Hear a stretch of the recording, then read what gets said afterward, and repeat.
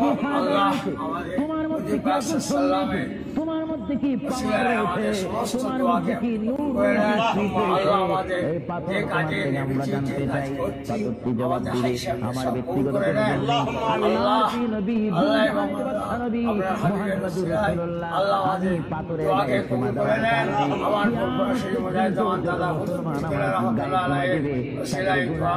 চুম্বকের মতো আল্লাহ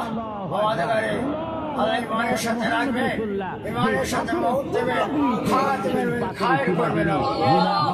আল্লাহ আমরা যারা ইমানের সাথে মউত দেবে, আমরা বড় কষ্ট করে অসহায় আবার নবীর দরবারে যাব। আমাদের সবাই কবুল করে নেন। আল্লাহ পাক এখানে যা যা কাজ বাকি আছে আপনার গুনাহ মাফ হওয়ার ব্যবস্থা আছে কিনা?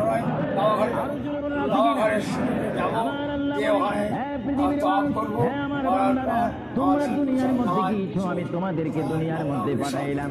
পাঠাইবার পরে আমি জানি তোমরা অনেক অন্যায় পথে যাবে, অনেক কাজ করবে, যে কাজগুলোর মধ্যে তোমাদের গুনাহ হয়ে যাবে।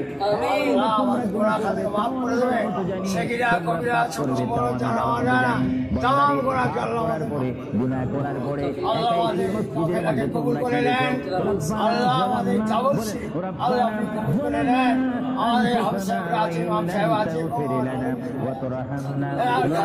তত্ত্বাবধানে আছি আমরা। জোহরের নামাজ পড়ে কেঁদেছো, মাগরিবের পড়ে কেঁদেছো, নামাজ পড়ে কেঁদেছো। নামাজের মশলা যখন বসে যাও, আমি আল্লাহকে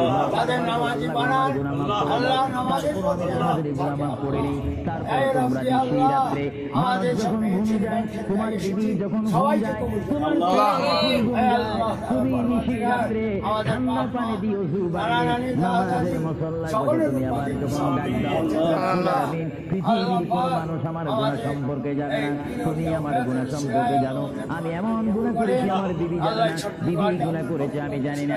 আল্লাহ তুমি সব কিছু জানো। হে আমার প্রভু, তুমি আমাকে মাফ করে দাও। আমার আল্লাহ বলে, তারপরও যদি তোমাদের না কই, তারপরও বান্দা তোমরা আমার রহমতের দরজা থেকে ফিরে যাইও না। আমি তোমাদেরকে হুকুম দিচ্ছি,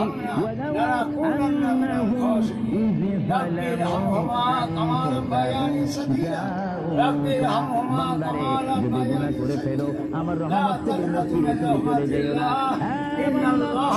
পরিমাণ যদি গুনাহ করো, পরিমাণ যদি গুনাহ করো, যদি